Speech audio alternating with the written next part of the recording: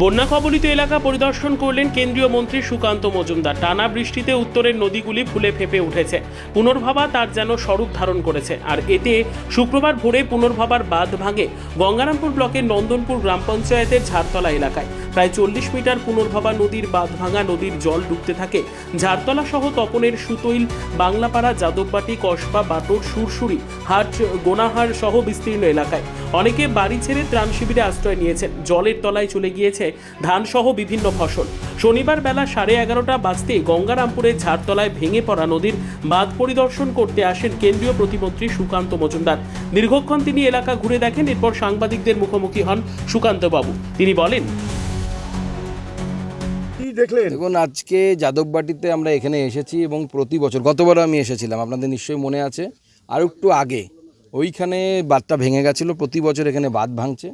এখানে উপস্থিত ইঞ্জিনিয়ারদের সাথে কথা বললাম। ইঞ্জিনিয়াররা বললেন যে এটা ইরিগেশন ডিপার্টমেন্টের হাতে নাকি নেই, এই বাঁধটা পঞ্চায়েতের হাতে আছে এবং পঞ্চায়েত নাকি সেই বাঁধটা ছাড়তেও চায় না। কিন্তু পঞ্চায়েতের হাতে, কোনো পঞ্চায়েতেরই এই ক্ষমতা নেই যে এত বড় একটা বাঁধ, মানে এই যাদববাটি কৃষ্ণচূড়া থেকে শুরু করে একদম সুতৈল ঘাট পর্যন্ত এত বড় বাঁধ বাঁধাবে, সেই ক্ষমতা কোনো পঞ্চায়েতের নেই। তো স্বাভাবিকভাবে এই বাঁধটা ইরিগেশনের হাতে তুলে দিতে হবে, তাহলে পরে ইরিগেশন এখানে বাজেট বরাদ্দ করার সম্ভাবনা থাকবে। তা আমি ইঞ্জিনিয়ারদের সাথে কথা বলেছি। আমি গতবারও এসেছিলাম, গতবারও বাঁধ ভেঙেছিল। আমার তরফ থেকে বেশ কিছু সাহায্য আজকে পৌঁছে দেওয়া হচ্ছে, ত্রিপল থেকে শুরু করে সমস্ত কিছু এসে পৌঁছে গেছে। প্রয়োজনে আরও আমরা পাশে দাঁড়াবো মানুষের।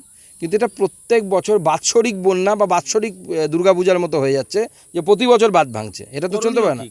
এই বাঁধটাকে স্ট্রেংথেনিং করতে হবে, অর্থাৎ এটাকে পাথর টাথর দিয়ে পাকা করে এটাকে কংক্রিট বাঁধে পরিণত করতে হবে। আর যেই সমস্ত জায়গায় এই নদীর বাঁকগুলো এমন আছে যেখানে মাটি কাটে বেশি, সেই সমস্ত জায়গাগুলোতে বোল্ডার লাগাতে হবে। আমার যতটুকু আপাত দৃষ্টিতে দেখে মনে হচ্ছে, ইঞ্জিনিয়াররা আরও ভালো ডিটেলসে বলতে পারবেন। তা আমি মাননীয় মন্ত্রী যিনি আছেন এই দপ্তরের ভারপ্রাপ্ত, তাকেও চিঠি লিখছি, তার কপি ইঞ্জিনিয়ারদেরকে দিচ্ছি এবং তার সাথে সাথে আমি পঞ্চায়েতকে অনুরোধ করব যে পঞ্চায়েত যেন এই বাঁধ ইরিগেশনের হাতে তুলে দেয়, কারণ পঞ্চায়েতের পক্ষে এই বাঁধ ঠিক করা সম্ভব না। ব্যুরো রিপোর্ট, উত্তর বাংলা সংবাদ।